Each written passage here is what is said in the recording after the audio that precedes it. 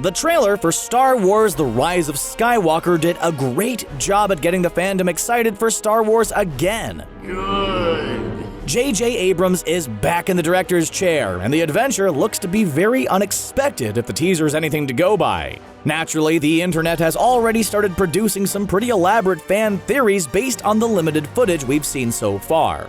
Let's dive through and pull out the best of the best that are on the internet so far. The internet is no stranger to Kevin Smith and his love for Star Wars. Whenever he gets invited to visit the sets, his reaction always seems to be tears of joy. Smith is an unabashed super geek, and as such he's no stranger to formulating his own fan theories and unleashing them on the internet. It wasn't long after the Rise of Skywalker trailer dropped that Smith was formulating a theory of his own, and to be fair, this makes a fair bit of sense. Like Avengers Endgame, Lucasfilm held back on revealing the title of Episode 9, opting to show it off for the first time at the end of the teaser trailer. When the title did appear, fans were pretty shocked. The Rise of Skywalker. What does it mean? Everyone seemed to have an opinion, and they all varied. Smith's, however, had nothing to do with any of the characters. Instead, he believes that the Rise of Skywalker will be the beginning of a new religious order to replace the Jedi. The previous saga film was called The Last Jedi after all, and this new order of Force wielders could be called the Skywalkers and would essentially be the new Jedi Order. By the end of the film, the Jedi will truly be gone, but their knowledge will be passed down onto a new order that learned from the mistakes of its predecessors. The Jedi separated Anakin from his mother and prohibited him from visiting her, which fueled his feelings of resentment and guilt for being unable to prevent her violent death. Things like love, marriage, and deep relationships were forbidden to the Republic-era Jedi. Attachments forbidden. And at the zenith of their power, the Jedi failed to recognize the festering reemergence of the Sith right beneath their noses. The Jedi Order had become arrogant and entrenched in bureaucratic tradition, and Luke understood this failure more than anyone after witnessing the fall of Ben Solo and the destruction of his own academy. In this failure, Luke finally understood the fundamental truth that it indeed was Time for the Jedi to end. Here's a radical theory that may shock and surprise you. Kylo Ren has been something of a mixed bag for the fanbase. On one hand, many think he's the best character in the sequel trilogy, a complex and layered villain challenged by both the light side and the dark side. On the other hand, there are many who believe him to be nothing more than a whiny brat with a temper tantrum. However, all that may change if this theory turns out to be true. This theory comes from redditor Emperor Death Bunny, and it suggests that Kylo Ren is actually possessed by Darth Plagueis. In Revenge of the Sith, Palpatine tells Plagueis' story. The tragedy of Darth Plagueis the Wise. And states that Plagueis, a wise Dark Lord of the Sith, lost his power and was killed by his apprentice. Only the redditor says this doesn't make too much sense, as Plagueis should have sensed his apprentice's motivations and should never have lost his powers. The theory goes on to state that Plagueis' death was all orchestrated by him, and that when Palpatine did successfully kill him, he was able to manipulate the midichlorians and eventually possess Palpatine like an infectious disease, or a plague. Ironic. So when Palpatine was egging Luke on to kill him in Return of the Jedi, it was really Plagueis looking for a new host. So where does Kylo Ren come in? Snoke was actually a big Darkseid fanboy himself, collecting Darkseid artifacts to add to his collection. The idea is that he visited the Death Star wreckage that we saw in the teaser trailer and was possessed by the spirit of Plagueis. When Snoke died, Plagueis then latched onto Kylo Ren, the man who killed him. The Palpatine laugh heard in the trailer will be nothing more than a recording or a Sentinel droid, as seen in Battlefront 2's campaign mode. In a controversial and divisive move, Rian Johnson decided to kill off Luke Skywalker at the end of The Last Jedi. In a final stand against the First Order, Luke was able to force project himself halfway across the galaxy in order to distract Kylo Ren and buy his friends and family some time to escape.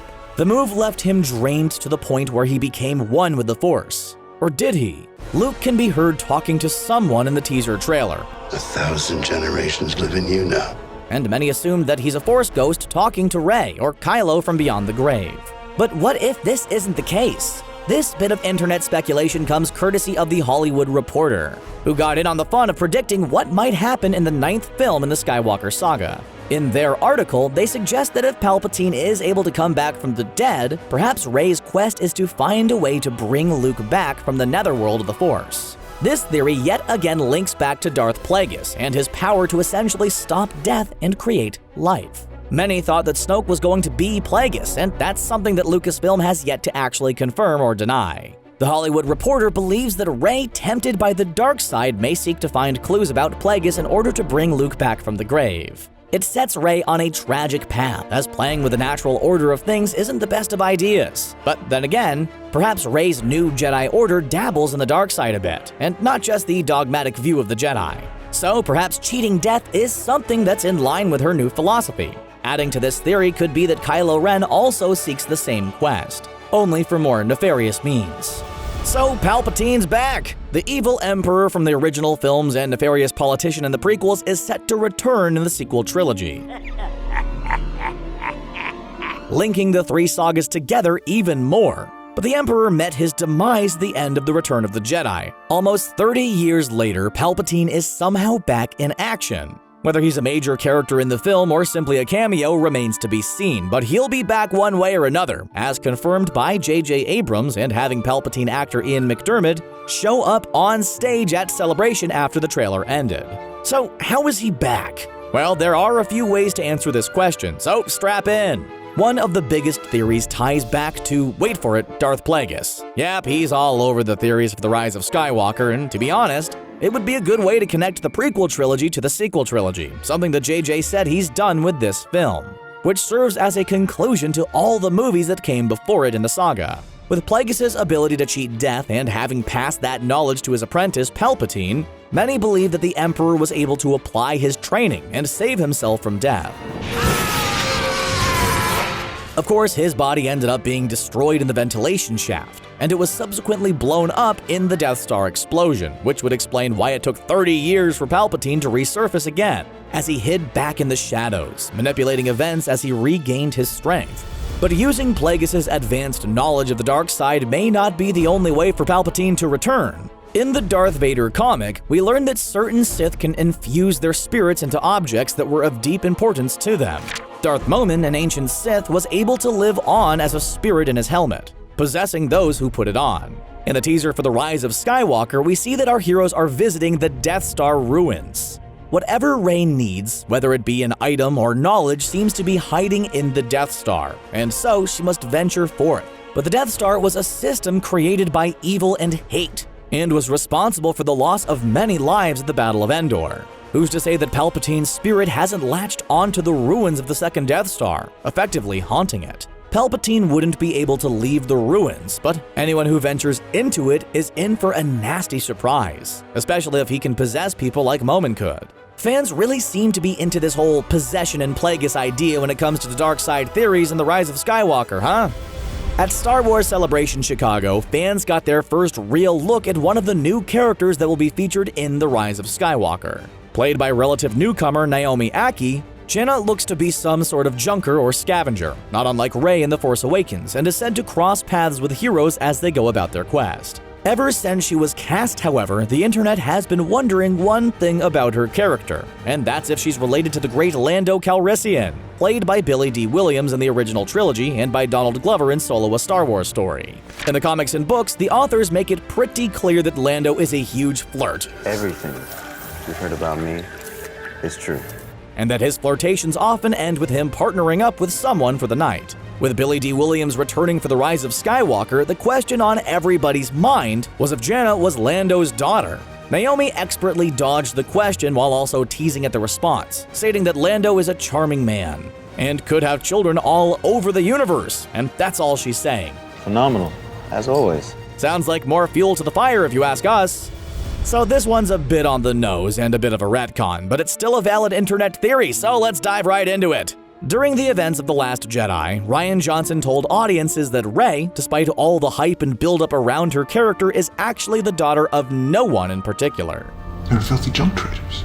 Not the most glamorous of lineages, but that was the point of the message, that greatness can come from anywhere. Of course, that doesn't mean that the information we got in The Last Jedi is accurate. For all we know, JJ might want to retcon this particular story and have it come out that Kylo Ren was lying to Rey in order to manipulate her. As far as retcons go, this one wouldn't be too much of a stretch, but let's assume that Kylo was lying. The Rise of Skywalker could very well mean the idea of Rey coming into her own and discovering that she is, in fact, Luke's long-lost daughter. J.J. Abrams added fuel to this theory by stating that there was more to Rey's story than we've seen, and that the idea of her parentage is something that he's kept in mind for this particular movie. He stopped short of actually stating he didn't like Episode 8's decision, but said that he'll somehow honor what came before this movie while also giving the fans something they'd like. Simon Pegg, who played Unkar Plutt in The Force Awakens and served as a consultant, said that JJ was tossing ideas around that Rey's parents were special in some way, and that The Last Jedi undid those plans somewhat. Perhaps a retcon is on the horizon, and if there is, it's something Rian Johnson said he's totally okay with. The Rise of Skywalker seems to suggest that someone important will rise up and lead our heroes through the darkness. Will it be Luke from the grave? Kylo Ren being redeemed and returning to the light? Or is it Rey, like previously discussed? Well, what if it's Sheev Palpatine that's the Skywalker rising? Bet you didn't see that one coming, but let's break it down as it's theoretically possible. In the Darth Vader comic series written by Charles Soule, which you should totally be reading by the way, we get a bit of insight into the conception of Anakin Skywalker. Upon learning that there was no father at all involved with the conception of Anakin, there was no father.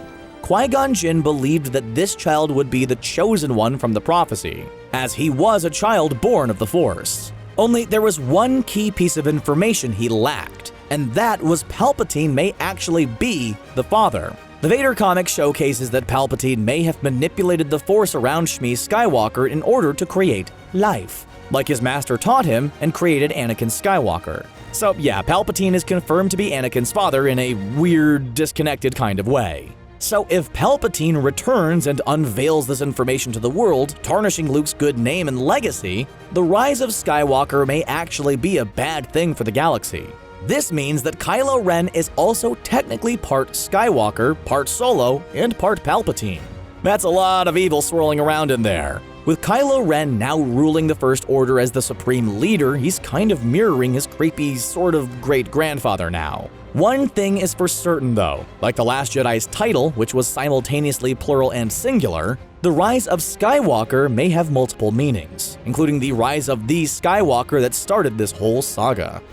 Despite the initial hate for the prequels, many fans are coming around to them and are even warming up to Hayden Christensen's Anakin Skywalker. In fact, they're warming up to him so much that they'd very much like to see the actor return to the big screen for a final appearance as Anakin Skywalker, for the closing of the Skywalker saga. Fans were hoping Anakin would show up in The Last Jedi, but were equally surprised and happy when Force Ghost Yoda showed up to speak with Luke. We are what they grow beyond.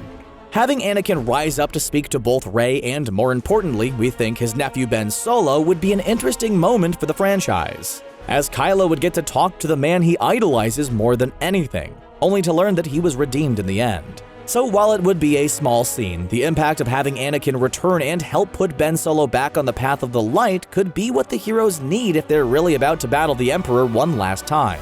There's little evidence for this, however, other than it would fit the narrative nicely and that Hayden has become more involved with the fandom as of late. That's not enough to confirm anything. Until then, this remains an internet theory. There's a lot of talk of lineage in Star Wars, and that's understandable. I am your father. The franchise has been established on the importance of family and legacy, but what if the Rise of Skywalker takes that idea and tosses it out the window, and gives us something new for the Skywalker name?